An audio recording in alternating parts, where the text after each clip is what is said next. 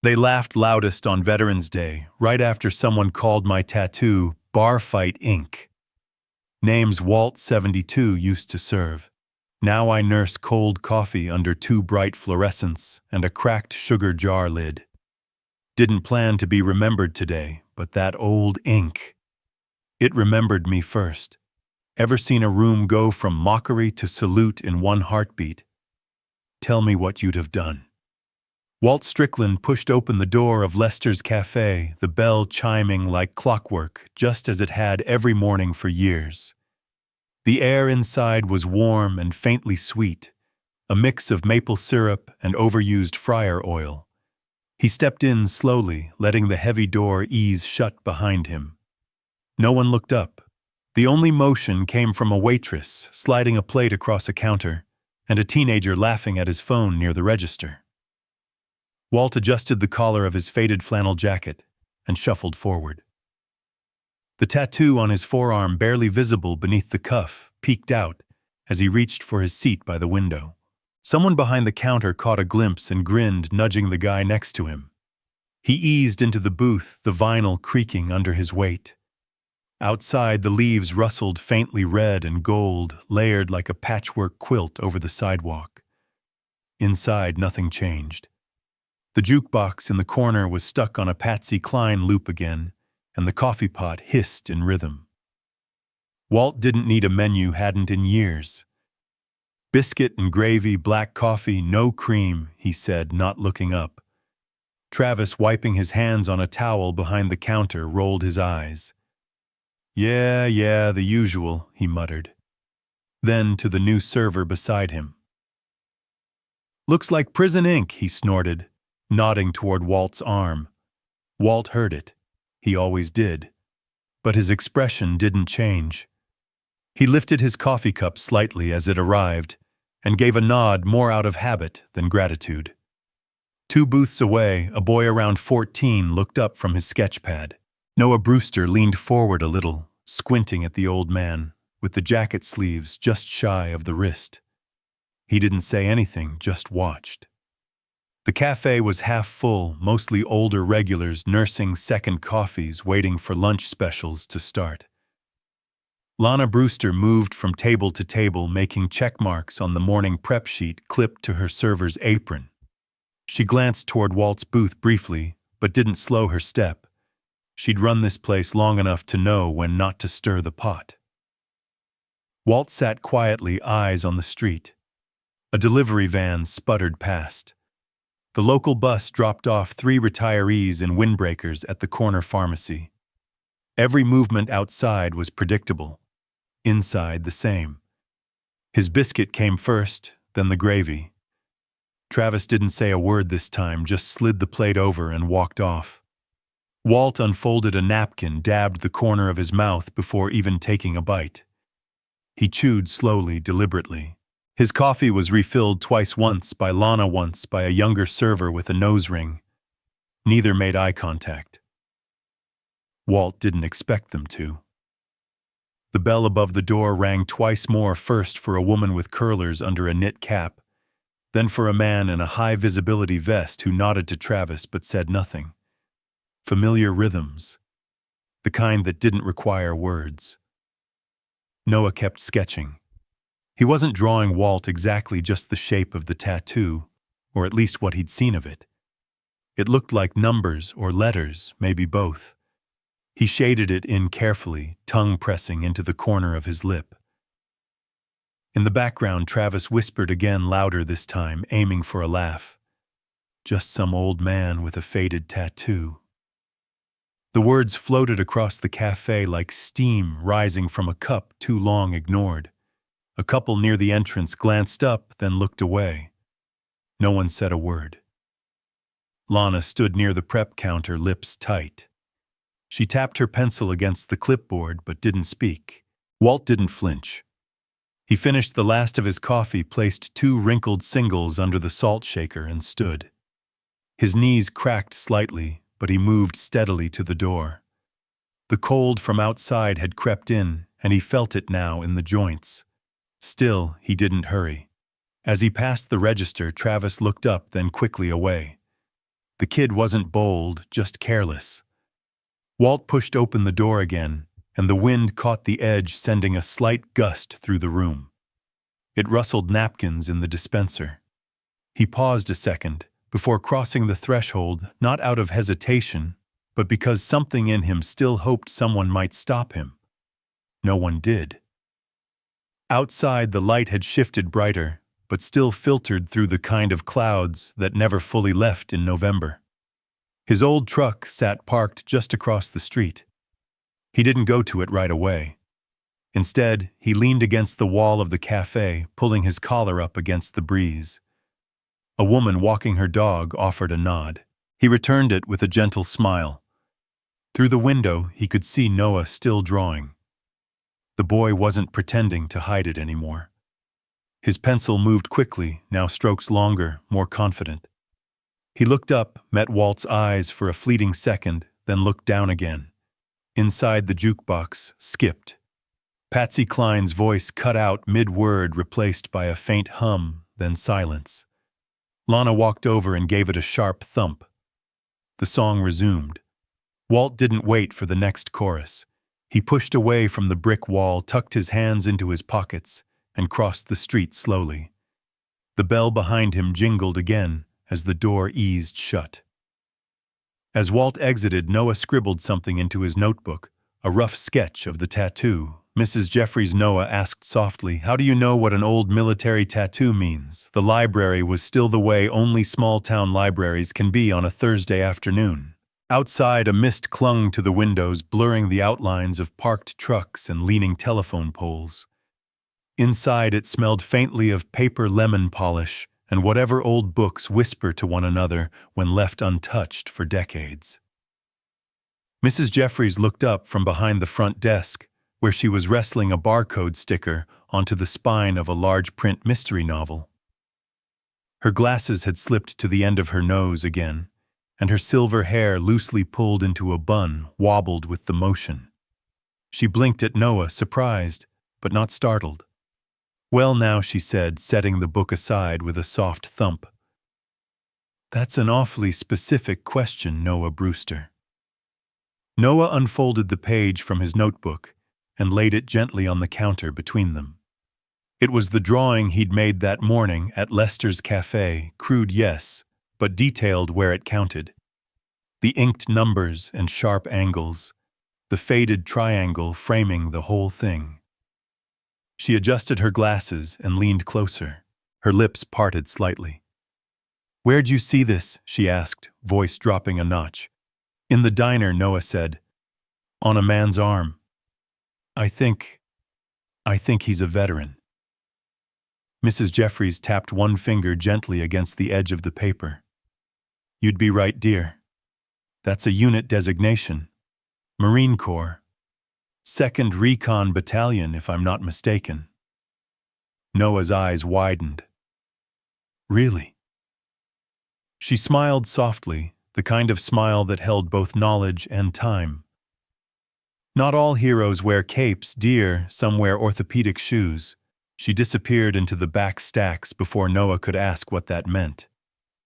He heard the faint squeak of her sensible heels on the polished floor, then the rustle of paper and the low hum of her muttering to herself. He waited, the notebook still open in front of him, fingers drumming lightly on the wood. Across town, Walt stood in the soup aisle of Murphy's Market. He reached for a can of chicken and rice, checked the label, and added it to his handbasket, along with a loaf of wheat bread and a folded-up newspaper.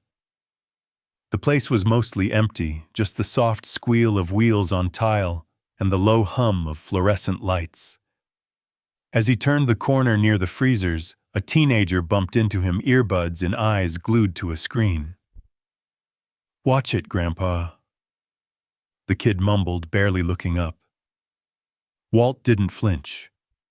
He took one small step back, nodded once, and kept moving. The boy was already halfway down the aisle again, thumbs dancing across his phone. The world didn't pause anymore, not even for decency. Back at the library, Mrs. Jeffries returned with a file folder in her hand. She opened it gently, the way one opens a letter, They're afraid might change something. This, she said, sliding a photocopied newspaper article onto the counter, was from the Flagstone Gazette. June 1971. That man's done more for this town than most people know. The photo was grainy but clear enough. A young man in full dress uniform stood beside a commanding officer. His posture was rigid, his face expressionless, but the caption below said everything. Corporal Walter Strickland awarded Bronze Star for valor under fire. Noah read the line twice, then a third time. Is that really him? Mrs. Jeffries nodded. He doesn't talk about it. Never has, far as I know. But I remember when he came back. Folks lined the street. His mother cried so hard she had to be carried inside. Noah looked at the article again. The features matched the jaw, the eyes, even if they were younger and sharper. He noticed the tattoo just peeking from under the uniform sleeve. He folded the article carefully, as if it might tear from the weight of being known. His hands trembled just slightly, not from fear, but something else. Like the page had become heavier in the past minute. Through the wide window near the corner, he caught movement. Walt exiting Murphy's Market across the square, paper bag tucked under his arm. Steps steady despite the slick sidewalk. I think I want to talk to him, Noah said aloud. That's just a faded tattoo, Travis called out loud enough for every booth to hear. The words landed hard like a slap in a room that had until then only hummed with the clink of cutlery and the shuffle of plates. It was Veterans Day, and the town of Flagstone was draped in flags. From every lamppost, red, white, and blue banners stirred softly in the breeze. Main Street storefronts had stuck paper stars to their windows, and the bakery across the street was giving out mini cupcakes with tiny plastic flags poked into the icing. But inside Lester's café, the mood was muted. Not somber, just indifferent. Walt Strickland was back in his booth, same seat, same time, a few minutes earlier than usual. He'd folded his jacket over the bench beside him and had his coffee before the plate even arrived. The tattoo on his forearm peeked out again when he reached for the cup. The same patch of worn ink. The same quiet presence. Travis noticed. He always did. This morning he had two friends with him, young, loud, and more interested in mocking than manners. They occupied the counter stools like they owned them, sipping sodas at breakfast and tapping sneakers against the metal footrest. Bet that ink was from a bar fight, not a battlefield, Travis said, with a snort, elbowing one of them. The boy laughed too loud for the space. Lana Brewster, who had been walking by with the coffee pot, hesitated. Her fingers tightened slightly on the handle. She looked toward Walt's booth, then back to Travis, but kept walking. She poured coffee into a mug at another table without a word. Noah sat across the aisle from his grandfather's booth, his notebook clutched to his chest like a shield. He'd seen the same tattoo the day before. He'd drawn it. He'd taken it to Mrs. Jeffries and come back with something more than ink on a forearm. He came back with a name, a record, a story. Now all he could do was sit there and listen to people mock the truth they didn't bother to learn. Walt didn't react. His fork moved through the gravy with the same slow care it always did. His hands were steady movements, efficient. But Noah saw the shift, the small exhale through the nose, the pause that didn't come with a breath, but a wait. Lana passed his booth again and refilled his coffee. She didn't say anything. Walt didn't look up. Travis laughed louder. First sergeant of breakfast, maybe, he said, snickering. The words didn't make much sense, but that wasn't the point. The point was the attention. His friends cackled like it was clever, like it wasn't shameful. Around the café, people noticed. A retired shopkeeper raised his eyebrows but said nothing. A woman in scrubs paused spoon mid-air, then went back to stirring. Two men near the window exchanged a glance and looked away. No one spoke. Walt folded his napkin slowly. His plate was nearly clean. He stood joints stiff, one hand on the edge of the table. The bell above the door jingled just as he reached for his coat. 4 men stepped inside. They wore dress jackets, not uniforms, but close. Dark coats with rows of polished pins and ribbons that caught the morning light. Their shoes were buffed, their hair short, and their eyes swept the room in a slow, practiced scan. They were older gray at the temples, weathered at the cheeks, but upright, intentional. They stopped as one when they saw Walt. A stillness settled over the café deeper than quiet. Even the jukebox, as if on cue, cut out halfway through a George Jones lyric. The man in front, a tall Marine with a silver mustache and eyes like steel under glass, stepped forward. He lifted his hand slowly, fingers crisp at the brow. Permission to stand. "First Sergeant," he said, voice even but carrying through the room like a church bell. No one moved. Not a spoon. Not a breath. Walt's eyes met the man's. No salute in return. Just a nod. Small. Measured. Heavy. Travis dropped his pen. The entire café turned toward Walt. No one in Lester's café spoke, but the silence wasn't shame. It was reverence. The bell above the door had stopped chiming, but its echo seemed suspended in the stillness. 4 Marines in pressed jackets and polished shoes stood like sentinels by the entry, their presence commanding without saying a word. Morning sun angled through the windows, catching the glint of campaign pins on their lapels. The smell of bacon lingered faintly in the air, but no one lifted a fork. Walt remained standing near his booth, one hand resting lightly on the edge of the table. He met their gaze calmly, face unreadable. His coat hung untouched over the opposite bench. His tattoo, just visible from beneath his sleeve, hadn't changed. But suddenly, it meant something to everyone in the room. The tallest of the group stepped forward. Colonel Jameson, still broad-shouldered in his late 60s, removed his cap with quiet care. "Walter Strickland," he said, voice clear and low. "Second Recon, K-San. You carried 3 of us out under fire." Walt didn't nod right away.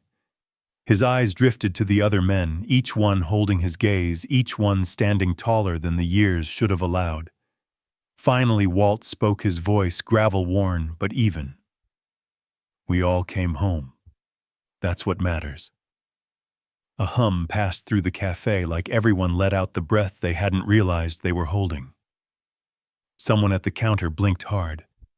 A fork clinked softly against a plate. Travis, still frozen near the coffee station, looked like he wanted to shrink into the floor. His lips parted once, twice, then closed again. Finally, with a tremor in his voice, he mumbled, I didn't know. I'm sorry." Walt didn't turn toward him. "It's not about me," he said, eyes still on the Marines. "It's about what we forget to see." Across the café, Lana stood motionless behind the register. Her fingers, usually quick to count change or scribble orders, now hung at her sides. She looked not just surprised, but wounded, as if something valuable had been neglected under her watch. And maybe it had. She moved then, purposefully, without a word. She crossed the room, reached for a faded bulletin board near the restrooms, and began pulling down old flyers, a lost dog notice from July, a yoga class from last winter, a coupon for pies long expired. In their place, she began pinning new photos from a dusty envelope she pulled from the drawer beneath the register. Black and white snapshots of men in uniform, yellowed Polaroids of women in flight suits, a copy of the newspaper photo Mrs. Jeffries had shared with Noah just the day before. The Wall of Honor wasn't official. But by the time Lana was done, it felt like it always should have been there. At Walt's booth, the Marines remained standing. He looked at them for a long moment, before stepping aside, pulling his coat from the opposite bench.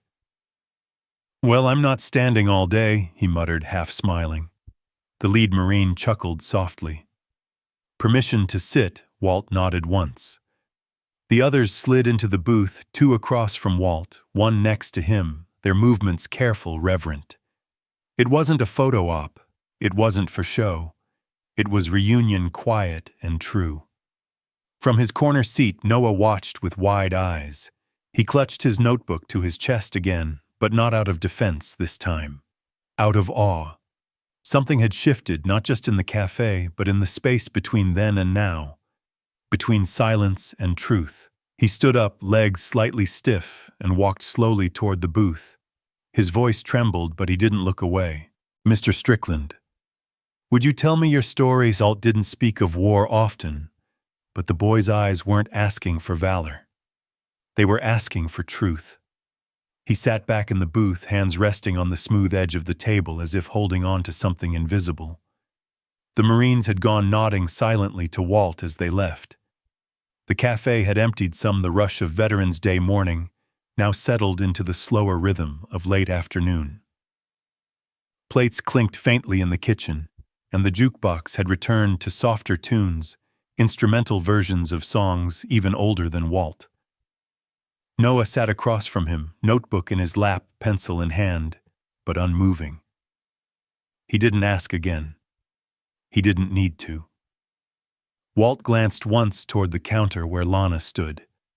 She caught his eye and offered a faint smile, then turned away, busying herself with refolding napkins that didn't need it.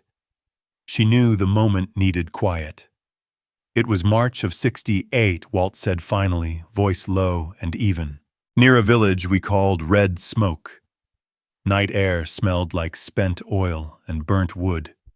We'd been pinned down for hours, waiting on evac that got delayed twice. Noah leaned in but said nothing. I had a friend, Ellie Torres, combat medic. Small thing, maybe 100 pounds soaking wet, but she carried a radio pack like it was nothing. Walt's lips twitched at the memory. She could cuss better than most sergeants and stitch a man's face with thread so fine you'd think it was lace. He paused, eyes drifting to the window, where thin beams of sunlight cut through cloud. The cafe was warmer now, though not from temperature, from something else. She kept the younger ones calm, he continued. Told stories about her grandmother's tamales. Sang to us when the shelling stopped. She wrote letters for guys who couldn't. Always carried extra pencils. I remember that. Noah's pencil moved now, scribbling quietly, as if recording the shape of the words rather than their meaning. We got hit around 2 a.m. Mortar fire. Sharp fast. I was closest. When it stopped, I found her. She was still breathing barely. Said something about a letter. Asked me to get it to her brother. She handed it to me with blood on the edge. He tapped his chest once softly. I still got it. Never opened it. Never found the brother. He reached into the pocket of his coat, which lay folded beside him on the booth. From it he pulled a small, worn envelope, yellowed but sealed. Then a photograph, creased at the corners but dry as if preserved through 1,000 rains. It showed Ellie, young arms slung over two other Marines, laughing. Walt laid them both on the table. Noah looked down, blinking more than usual. His lips pressed together. You're the first person to ask, Walt said quietly. In all these years. Across the room, Travis wiped down the tables near the windows. He hadn't spoken since the morning, but now he moved slower, more careful.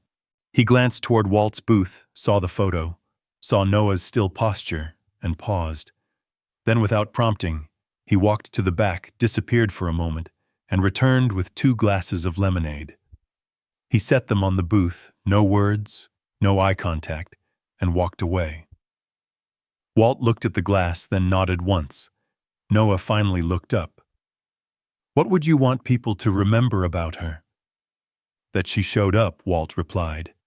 Every single time someone needed her, even when no one saw it. He took another sip of coffee, then gathered the photo and letter. He stood slowly and walked to the counter where Lana stood, now watching him without trying to hide it. "Hang this where people can remember someone real," he said, handing both items to her. Lana took them with both hands. Her eyes widened slightly, then softened. She nodded, lips pressed tight, and turned to the new wall of honor, still bare in places, still growing. Her hands trembled slightly as she tacked the letter and photo into place. By sunrise, the coffee brewed stronger, the silence kinder, and a folded flag appeared behind the register. Lester's Café opened early that morning, earlier than usual. The windows still held the breath of dawn, fogged faintly along the edges, while the sky pushed gently from indigo to gray. A single candle flickered beneath the new wall of honor, placed just under Ellie Torres's photograph. Its flame danced slowly, the wax pooled like a quiet offering. The jukebox for once didn't start with country or oldies. Instead, a gentle instrumental played from a small turntable Lana had placed behind the counter, one of her dad's vinyl records, cleaned and dusted the night before. It was soft brass and reverent snare, the opening lines of the Marine Corps hymn carried by needle and speaker into every corner of the cafe. Walt stepped inside at 6:37 a.m. He paused just past the door. The bell above it chimed lighter than usual, but no less familiar. He took in the place, same booths, same menu board, but something was different. The air itself seemed to lean in closer. Behind the counter, Lana was already pouring coffee. She smiled, not the brisk kind she gave to morning commuters, but the kind that carried both memory and decision. She filled a cup, walked around the counter, and set it directly in front of Walt's usual booth. "Black coffee," she said, "and a slice of apple pie. Ellie's recipe. I had to call her niece to get it right." Walt took off his coat, slowly eased into the booth. He nodded. "Smells close enough." A few tables were occupied regulars, but today they sat straighter. Hats off, voices softer. Mr. Hardwick from the post office even held the door open for a teenager he usually barked at. No one was trying to make a scene. They were just being better. Noah walked in 5 minutes later, his backpack slung across one shoulder, a folder held close to his chest. He headed straight to Walt's booth. "I finished it," he said, voice low but proud. He handed Walt a stapled packet, The Man Who Sat by the Window. A story of courage you could miss if you weren't paying attention. Inside was a typed narrative, a scanned copy of the old newspaper photo, and a sketch cleaner now of Walt's tattoo. Walt flipped through slowly, then closed it and slid it into his wallet right behind the slot where Ellie's letter had once been. "Keep writing," Walt said. "The world forgets fast. Your kind of remembering matters." Noah smiled, a little embarrassed, then turned toward the door as the school bus honked once outside. Travis appeared quietly. No eye roll, no phone in hand. His shirt was tucked in apron tied neat. He walked over and placed a folded napkin on the edge of Walt's table. On it, written in blue pen, were 7 words. "Thank you for letting me see." He didn't wait for acknowledgement, just moved to the next table, picking up empty plates with care he hadn't shown before. Later that morning, a man walked in, mid-40s, clean-shaven, wearing a worn veteran's cap that didn't quite match his coat. He hesitated just inside the door, like he wasn't sure this was his place. Before Lana could greet him, Noah, now back from the bus stop, held the door open wider and said, "Welcome back." The man blinked once, then smiled. Walt stood slowly after his second cup of coffee. He stepped toward the wall of honor, eyes pausing on Ellie's photo. The record reached its final refrain, the snare brushing softly, as if someone somewhere was marching without moving. No one spoke.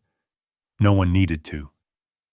Then quietly, Walt turned and walked back toward the exit.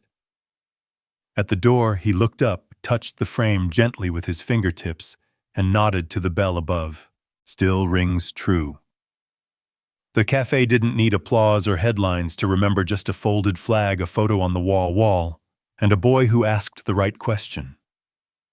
What began as a faded tattoo became a bridge between silence and understanding, between the past and the present.